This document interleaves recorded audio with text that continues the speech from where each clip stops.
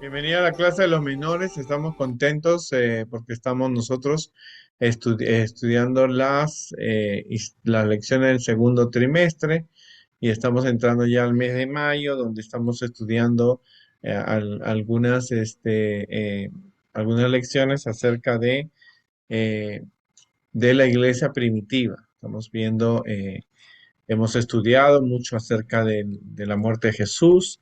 Hemos estado también escuchando acerca del Espíritu Santo. Hemos también aprendido acerca de cómo era la vida de los cristianos, ¿no es cierto? Especialmente de los esclavos. Habíamos hablado también acerca de que eh, en la época de la esclavitud, ¿no es cierto? Habían cristianos que eran esclavos y Pablo exhortaba a los cristianos esclavos y a los cristianos que eran amos, que tenían esclavos, a mirarse como hermanos en Cristo, ¿no es cierto? A mirarse como personas candidatas para el cielo, a mirarse, ¿no es cierto?, como iguales, ¿no es cierto? Si bien es cierto que la iglesia no hizo ninguna rebelión, ¿no es cierto? Ninguna rebelión en contra de la esclavitud, pero cambió la mentalidad de las personas y eso ayudó mucho porque en unos siglos más tarde ya se pudo, muchos de los que participaron en la independencia de los esclavos eran personas que habían leído la carta de Filemón. Muy bien, ahora entramos a una lección número 7 eh, cuando vemos ahora que tenemos que estar reuniendo a las naciones porque nos sentimos comprometidos con la obra de Dios.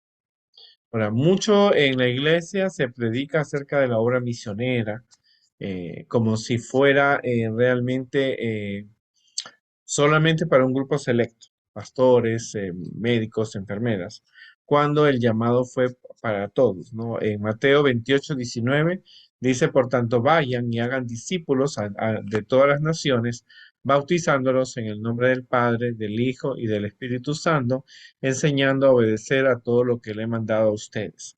Jesús lo dice esto antes de ascender al cielo y a veces siempre pensamos que se lo dijo a los 12 discípulos, pero en realidad lo dijo a todos, ¿no es cierto?, a todos los discípulos de todas las épocas. La iglesia primitiva tomó esto como su punto de inspiración y como hemos dicho en anteriores oportunidades, ellos llegaron a todo el imperio romano y pasaron las fronteras del imperio romano. Llegaron a territorios que los romanos no habían entrado, llegaron a muchos lugares y allí empezaron a buscar discípulos de Jesús.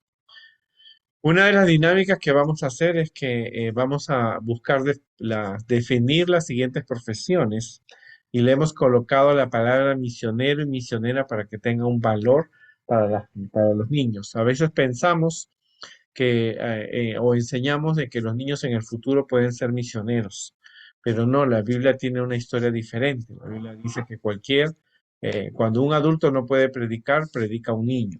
En ese caso, la niña cautiva de Naamán, no había ningún adulto que le predicara a Naamán que el Dios podía librarlo de la lepra y Dios usa una niña cautiva, ¿no? Vamos a ver pastor, doctor misionero, maestro misionero, un colportor, una enfermera misionera. Ahora también encontramos muchas otras profesiones que se juntan como ingeniero misionero, eh, un chef misionero, ¿no es cierto? Un doctor en ciencias alimentarias misionero, que son profesiones que tienen que ver cómo pueden relacionarse con la obra misionera. Cuando Jesús le manda a los discípulos a predicar, ¿no es cierto? Acuérdense que no tenían la tecnología que hoy día tenemos. O sea, tenemos que ver en qué punto nosotros tenemos más posibilidades de predicar de Cristo que lo tenían los discípulos.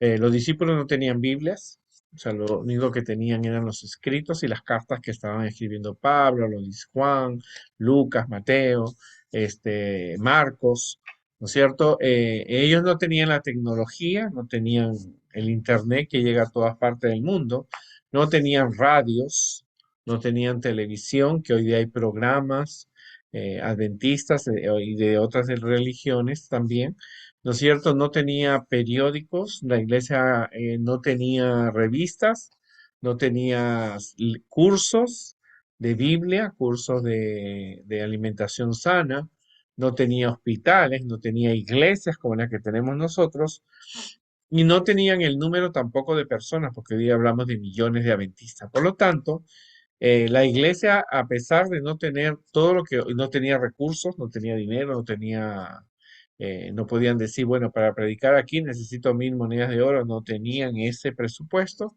Por lo tanto, los discípulos tenían el Espíritu Santo y eso llegó con el tiempo. O sea, en otras palabras, nosotros tenemos una ventaja sobre aquella iglesia que no lo tenía. Cuando nosotros predicamos el Evangelio a un perdido, éste recibe a Jesús como su Salvador, se arrepiente, le confiesa a Jesús, se bautiza y se vuelve discípulo, ¿no? Eh, lo que hay que completar este proceso es que la persona que acepta el Evangelio de Cristo también tiene que convertirse en un discípulo de Jesús y no en un miembro de iglesia, ¿no? Ahora, para nosotros involucrarnos en la predicación del Evangelio, primero tenemos que saber descubrir nuestros talentos. Una de las cosas, recordar que la iglesia está constituida por apóstoles, profetas, evangelistas, maestros, pastores, ¿no es cierto?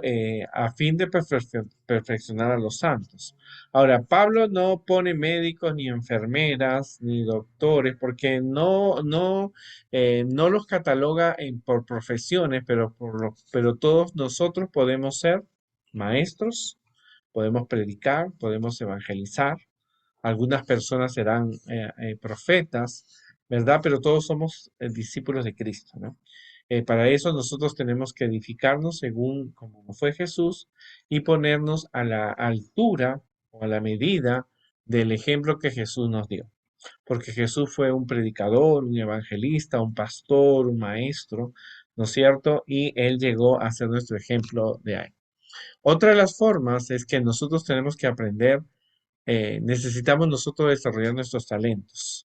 Necesitamos comprender que las personas que nos rodean, aquellas que están afuera, porque nosotros el mensaje que tenemos que decirlo al mundo. El mensaje no tiene que quedar en una iglesia. El mensaje tenemos que lograrlo a través del mundo. Entonces, para eso, hoy día con la tecnología se pueden usar la imprenta, los programas radiales, los programas televisivos, y entonces tenemos que nosotros, una congregación en las escuelas, ¿no es cierto? Todo está, y todo esto tiene que ser pensado en ello. Para ello, nosotros tenemos primero que conocer la Biblia. O sea, un discípulo, una persona que quiere hacer la obra misionera, que quiere predicar, tiene que conocer la Biblia. ¿Y por qué tiene que conocer la Biblia? Porque tristemente Satanás ha logrado que las personas de las otras religiones, católicas, luteranos, evangelistas, pentecostales, interpreten la Biblia en forma errada. Cuando uno lee la Biblia y se deja guiar por el Espíritu Santo y estudiando el don de profecía de Elena de White, ¿no es cierto? Entonces nosotros vamos por un camino correcto. Así cuando las personas te hagan preguntas, tú tienes que poder responder de acuerdo a la experiencia personal y al conocimiento que tú has tenido.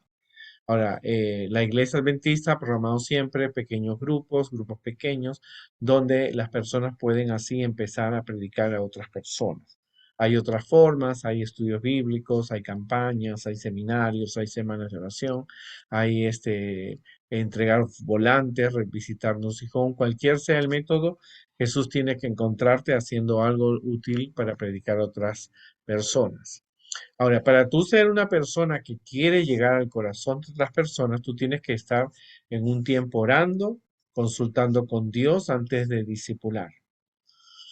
¿No es cierto? Hay que hablar a los hermanos, ¿no es cierto? Hay que buscar personas también que tengan despertar en los hermanos el discipulado. ¿No es cierto?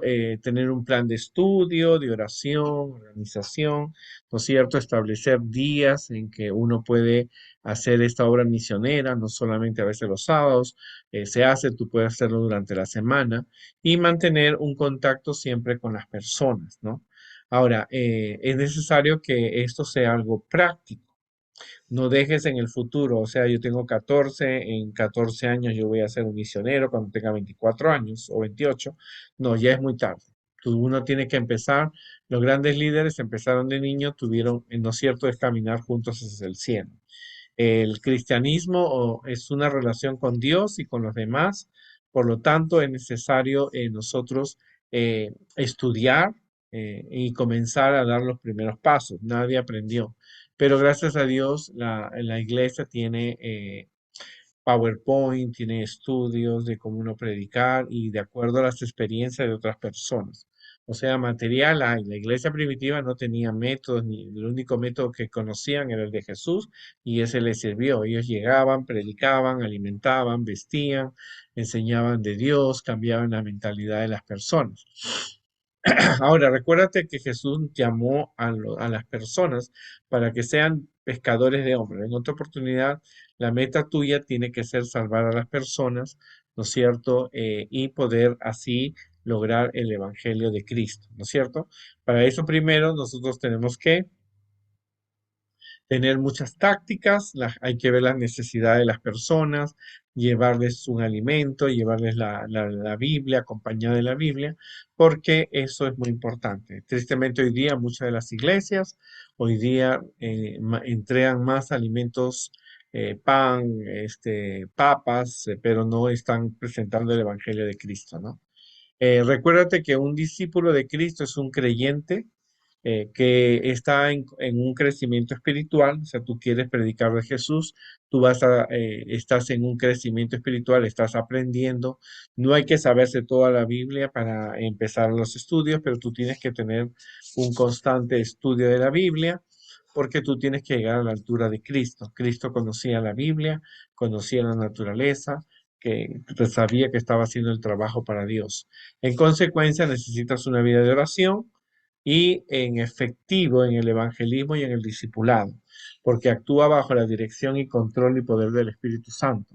Como seguidor de Cristo, el discípulo tiene el peligro a veces de ser solo, un solo miembro de iglesia, pero no, nosotros no somos llamados a asistir a la iglesia, a escuchar la predicación, dar nuestro diezmo y salir. No, no, no, no.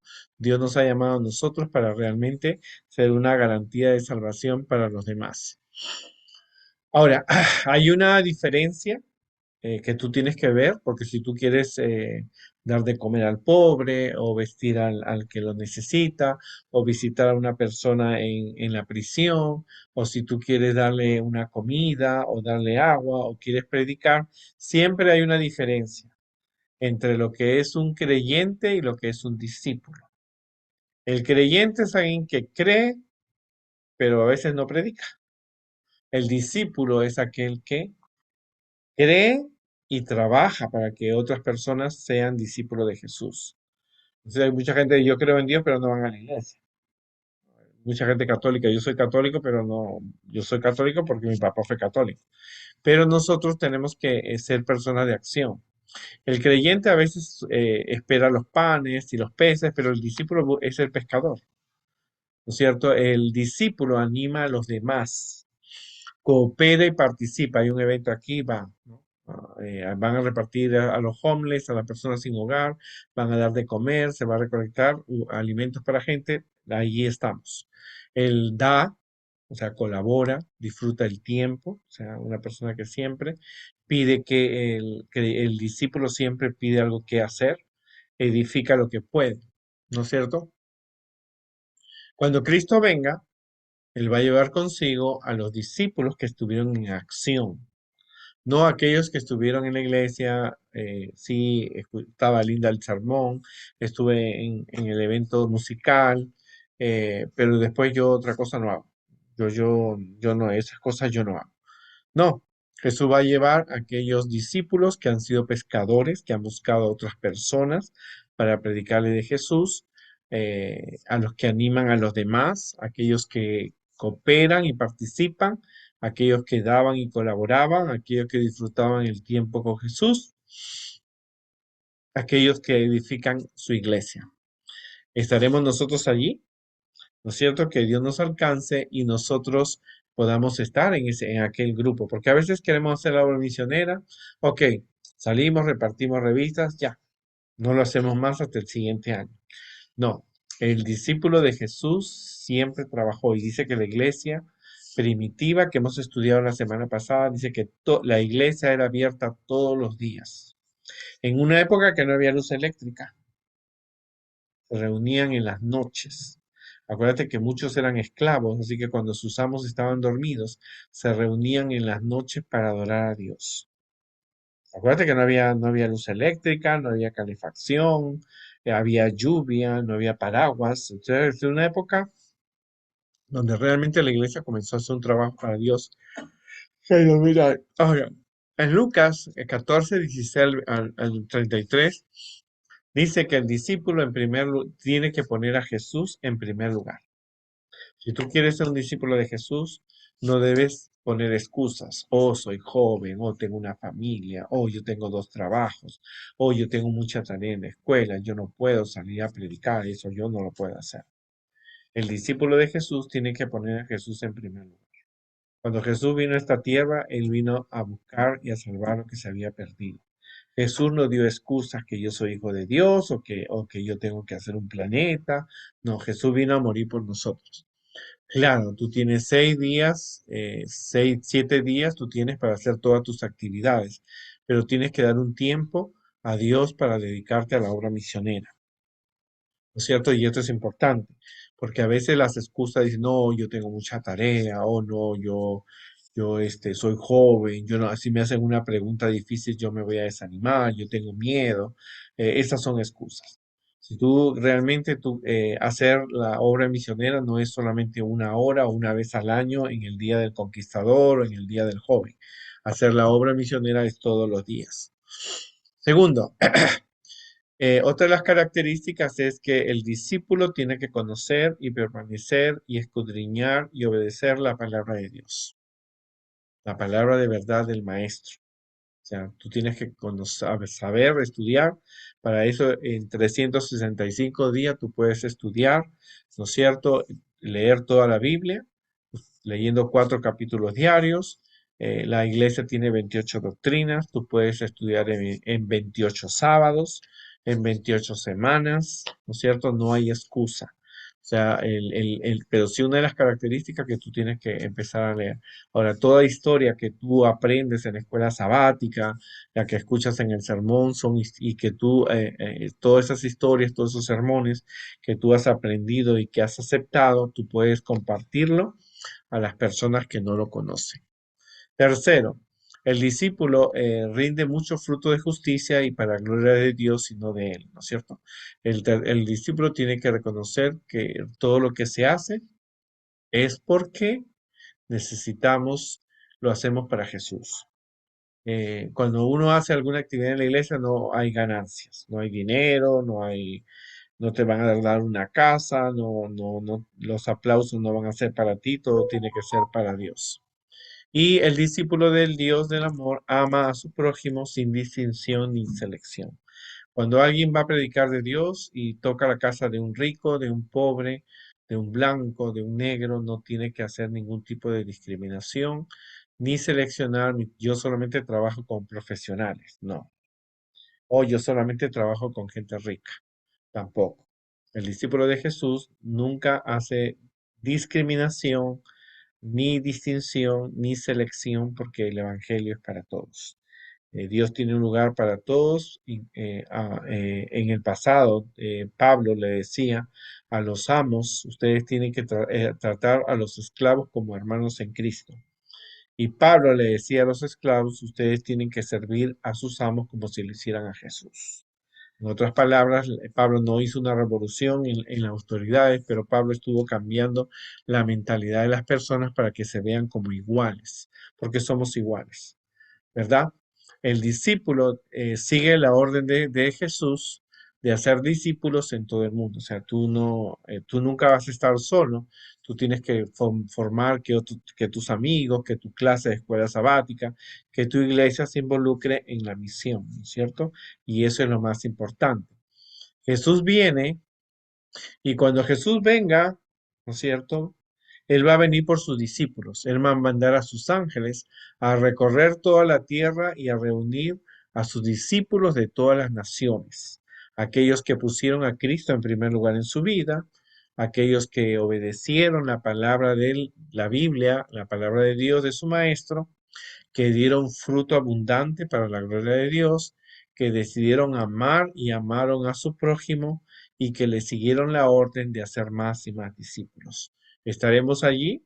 No lo sé. Solamente sé que las personas que tomen la decisión, porque ser un discípulo de Cristo es hacer sacrificios. Tienes que decidir entre bautizar, entre ir a una fiesta o predicar de Cristo.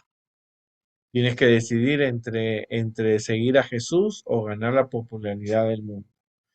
¿No es cierto? Tienes que elegir entre predicar de Jesús o buscar los millones de dólares que puedes ganar por tu talento. Cualquier sea la situación que nosotros podamos hacer, es que tú tienes que decidir por Jesús, porque realmente ser un discípulo de Jesús realmente es ser una vida sacrificada, una vida de sacrificio.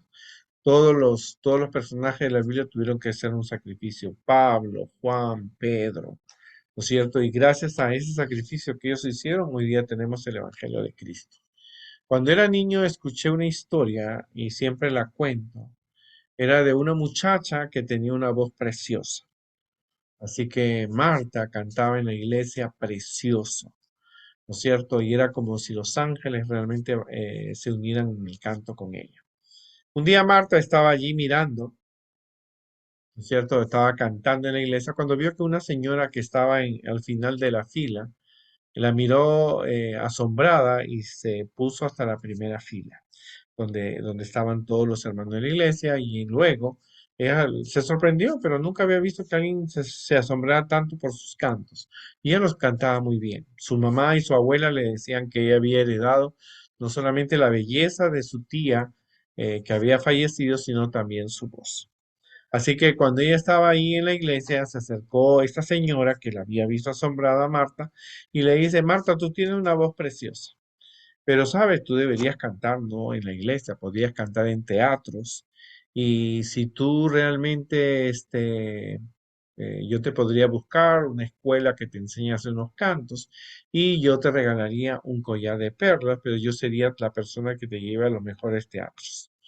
Así que Marta llegó a su casa emocionada, le contó a su mamá, a su papá y a su abuela que lo que le había dicho esta señora extraña, le dijo que ella tenía una voz muy hermosa y entonces le dijo que ella podía ser, pues, su voz podría ser escuchada en los grandes teatros del mundo, ¿no?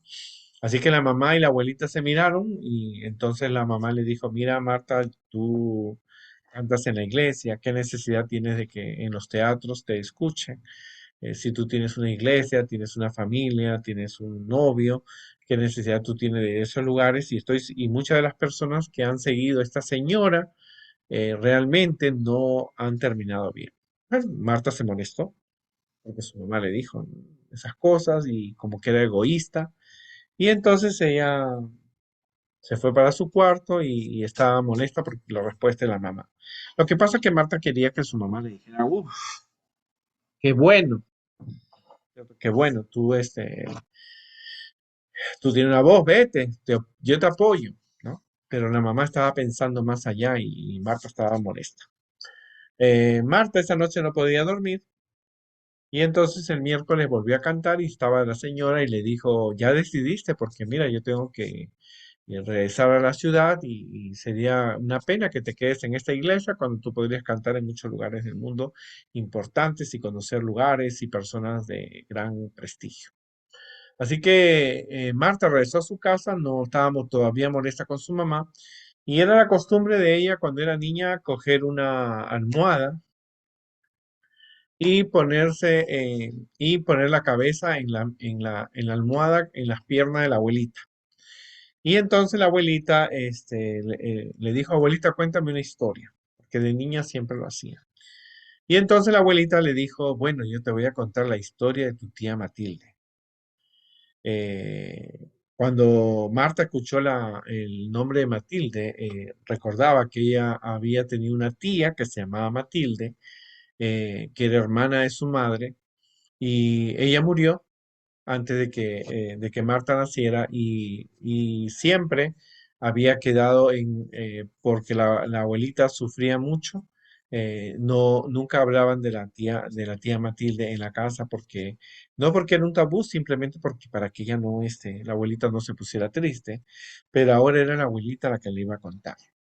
Entonces la abuelita le dijo que una noche de Navidad, Matilde estaba cantando en la iglesia los cantos de Navidad del himnario, y entonces había una pareja de esposos que estaban muy interesados en hablar con Matilde, y entonces vinieron a la casa, aquí a la casa, dijo la abuelita, y ella hizo algo que no se hace.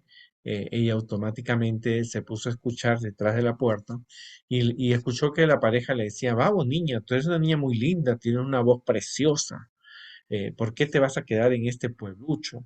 Vamos y nosotros vamos a llevarte a la ciudad, tú vas a estar con unos profesores y luego vas a cantar. Y la señora le dijo, si cuando tú cantes, yo te voy a regalar un collar de perlas. Así que la abuelita escuchó y a pesar de los ruegos del papá, de la abuelita y de la hermana, la tía Matilde se fue. Y efectivamente, la tía Matilde en realidad comenzó a cantar en grandes conciertos, su voz era escuchada, mandaba los recortes de los periódicos, decían de que Matilde tenía una voz preciosa y privilegiada. Pasaron 2 o 3 años, 4 años, 5 años, y entonces las cartas comenzaron a venir menos. Y un día recibieron un telegrama de que la tía Matilde regresaba, después de mucho tiempo. Y cuando ellos fueron a recibirla a la estación del tren, vieron bajar a una muchacha muy delgada, estaba demacrada, y no era ni sombra de la Matilde que se había ido. Matilde ahora estaba con tuberculosis y los años que había pasado cantando había descuidado su salud, y entonces estaba muy delicada y los médicos le recomendaron que regresara a casa, tomara un descanso y pudiera continuar con su vida, pero ella sabía que iba a morir de tuberculosis. Así que una tarde, cuando llamó a la abuelita y le dijo, mamá, quiero que busques en esa maleta, vas a encontrar una cajita y quiero que me la traigas. Así que la abuelita encontró la cajita y le dio y sacó un precioso collar de perlas. Y entonces le dijo a la abuelita, este collar de perlas fue mi ruina. Yo dejé de cantar a Dios, dejé a mi familia, dejé de cantar para Dios y estoy muriendo, ¿no? Cuando la Matilde escuchaba esta historia, eh, y finalmente la tía Matilde murió. Así que la abuelita, había lágrimas en los ojos de la abuelita, había lágrimas en los ojos de Marta, porque una muchacha que pudo tener la posibilidad de que su voz sea usada para predicar de Dios, no fue utilizada. Así que esta historia es una historia real, ¿no es cierto? En la actualidad también hay muchas Matilde que tienen oportunidades, que pueden usar sus dones y habilidades para predicar de Jesús, pero no lo usan, simplemente buscan otros intereses y finalmente alcanzan esos intereses mundanos, dinero, fama, posición, trabajo, pero dejan de servir a Dios. Es una historia que hoy día nosotros podemos darnos cuenta, porque lo que Dios necesita, Dios, ese trabajo que Dios nos ha dado, ¿no es cierto? Es un trabajo que a los ángeles quisieran estar y predicar, pero nosotros hemos sido enviados para ser discípulos de Jesús. Que Dios nos ayude y recuerda, Jesús viene pronto y que Jesús te encuentre predicando su palabra. No dejes para el futuro, toman buenas elecciones. Dios necesita no miembros de iglesia, Dios necesita discípulos que estén dispuestos a predicar a otras personas. El trabajo es duro, pero estamos con Jesús. No, no nos va a faltar nada, porque cuando lo hacemos, Dios siempre nos bendice. Que Dios nos ayude y nos vemos en una próxima oportunidad.